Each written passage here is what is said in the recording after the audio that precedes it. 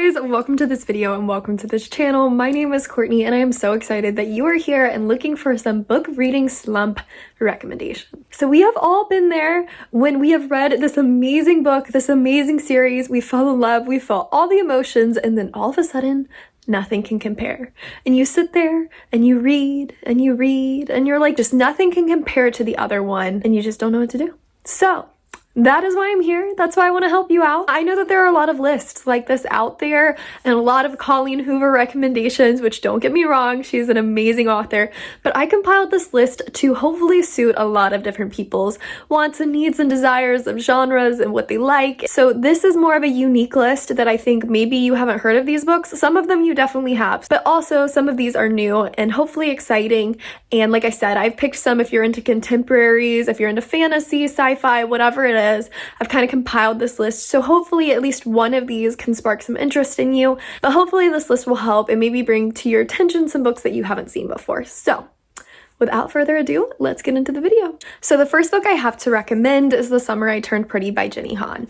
This one a lot of people do know about. This is from the same author who wrote To All the Boys, I Loved Before, and it's just a really fantastic read. So this follows our main character named Belly, and she goes to a beach house every single summer with really close family friends. And there are two boys, sons of these family friends, named Comrade and Jeremiah, and she has a longtime crush on one of them. And it just kind of explores how things change once you start to grow up and just kind of first loves and just being at that age and what you go through and what you think about. And it's just a really unique, fun summer read that I enjoy. This book does deal with some heavier topics, but I think it just takes me back in a time to where I just feel like things were easier. And that's kind of what you want in a book sometimes. And it's a unique feeling to get. It's very nostalgic for me. Some people don't particularly enjoy this book because it is from a younger person's perspective, and so there is a little bit of immaturity, but I think that's what's beautiful about this book, is that it's meant to be that way. You're meant to feel that way. But this is the first book that I am recommending.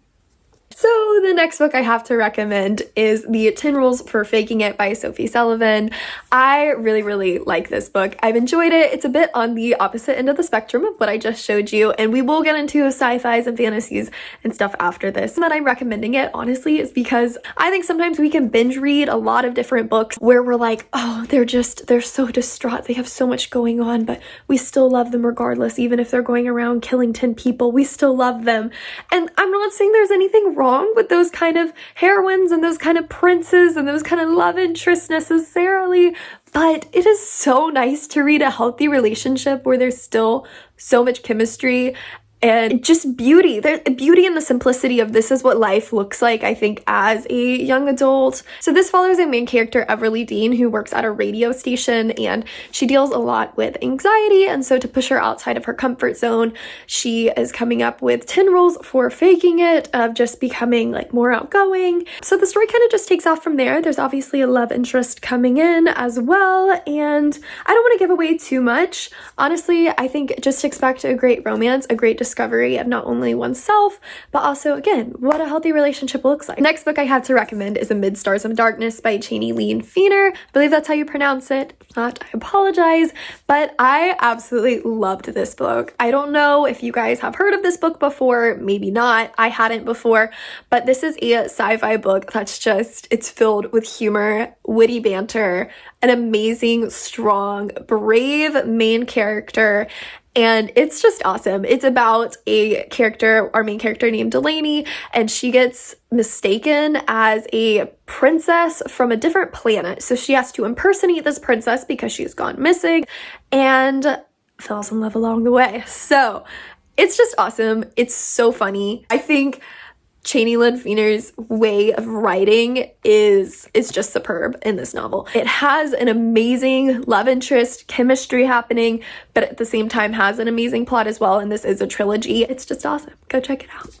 Next, I have to recommend The Inheritance Game by Jennifer Lynn Barnes. I am sure everybody has heard of this book, so it is a popular one, but I did want to recommend it because it's unique, it's fun. I think it's unlike any other book I've read. I know that it's easily compared to Knives Out. You've probably seen Knives Out, you've seen Clue, things like that, so there is parts that are reminiscent of material you've probably seen before, but it's so unique in its own right as a book. I think that there's a lot of great wisdom in this book, but I also think it just follows a very smart character that's still her age, and it's just a fun cast. It's a fun cast of characters to read. It'll keep you engaged, and I think that's what's so great about this book to pull you out of that reading slump is you're not going to just be sitting there and saying, I hope that this ends. This book is dragging on for so long and nothing's happening. This book is constantly moving. You're constantly thinking, but it all makes sense at the same time. It's not overwhelming. It's not like you're introduced to 50 billion fantasy characters that you have to keep up with. This is strategic and it's smart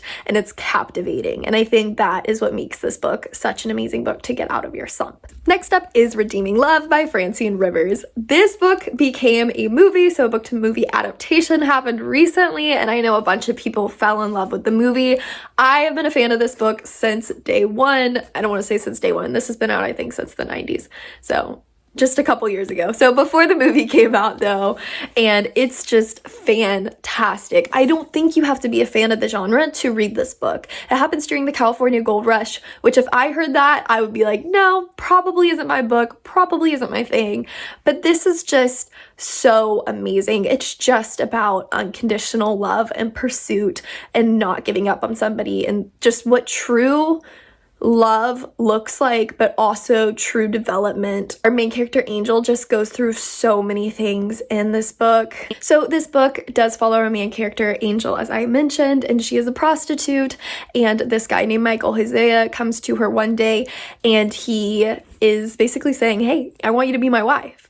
And she's like, no, I don't think so. But she doesn't want to live in this life of prostitution. She wants to do something different, but she doesn't think that she's deserving of that. And so this book kind of follows them in their journey. It also is in alignment with the book of Hosea in the Bible, and that's what it's based off of. And just, again, this unconditional pursuit of love. That's, again, Hosea in the book, like, the Lord just constantly pursues and pursues and pursues. Even when somebody's given up on themselves, he doesn't give up on you.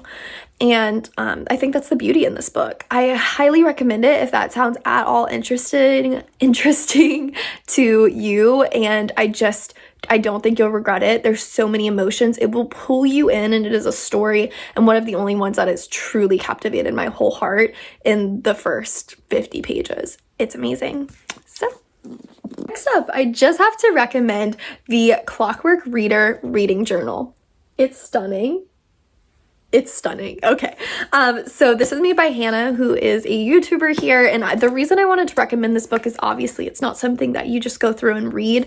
But if you're in a reading slump, something really cool to help get you out could just be documenting what you're reading, rating it, just really engaging with the material a bit more than what you have. So for instance, this is mine with the Inheritance Games, and it just gives you an option to go through and rate it star-wise. What's your favorite quote? What did you learn from this book? Would you recommend this book? All of that good stuff, and why you think that way. So I think if you are one of those people who is maybe a planner, you just like to journal, you like to write things down, I really highly recommend maybe picking something up like this, and it'll help you get back into reading. It'll help keep you focused. Everybody's personality is different, but if that happens to be yours, I think this could be a great option, and I absolutely love this journal, and I think, again, it's just stunning. So next up, I have 3 books to recommend, and the reason I'm kind of recommending them all at one time is because the reason that I think they would get you out of the reading slump is for the same purpose.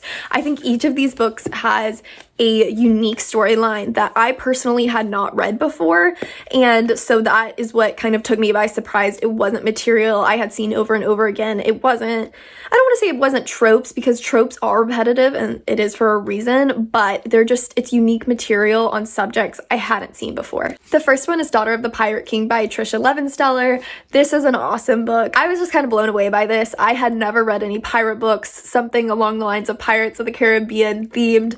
Didn't really catch my interest that much. It wasn't my first thought to go, oh, this is Pirates of the Caribbean, like, I need to pick it up. But I'm so glad that I did. This is an awesome book.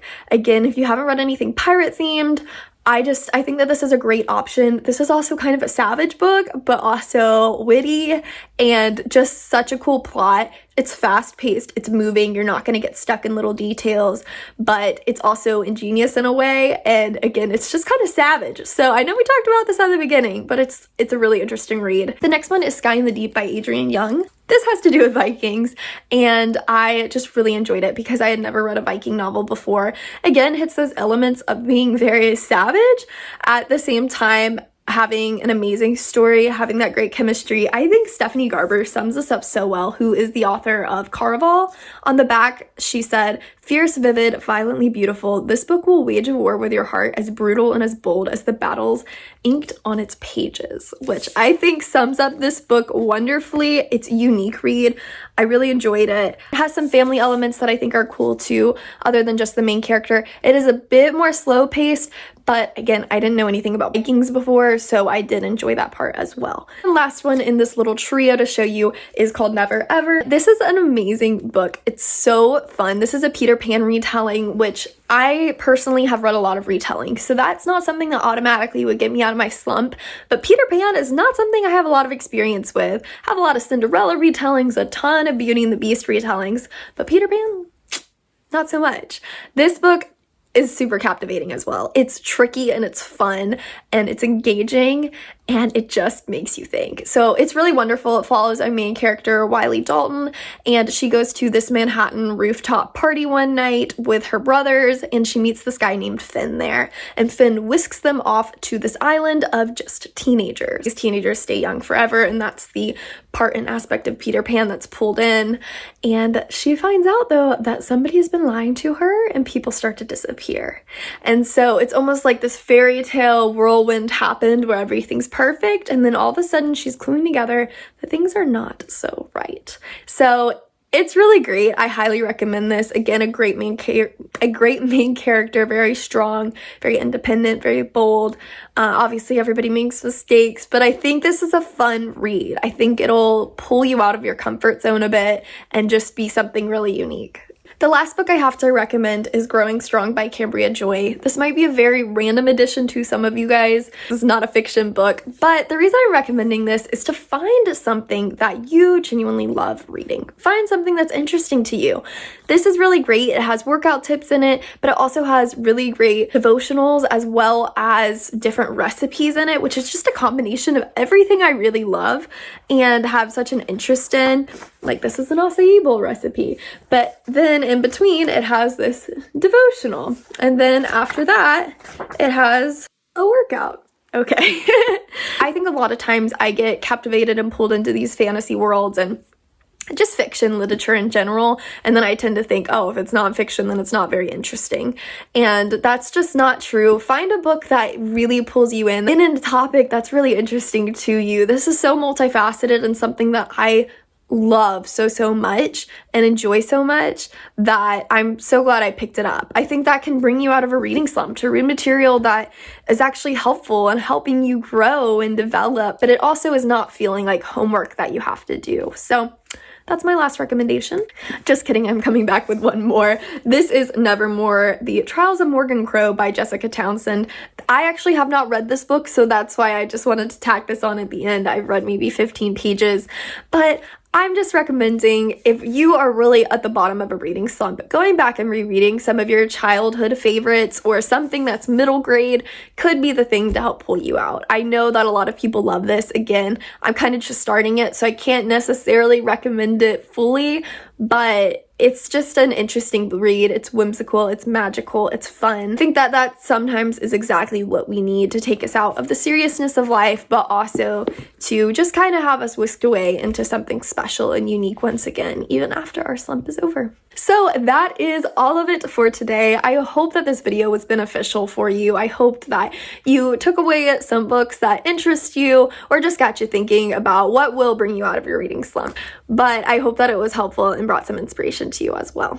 So thank you guys so much for watching, and I will see you in my next video. Bye!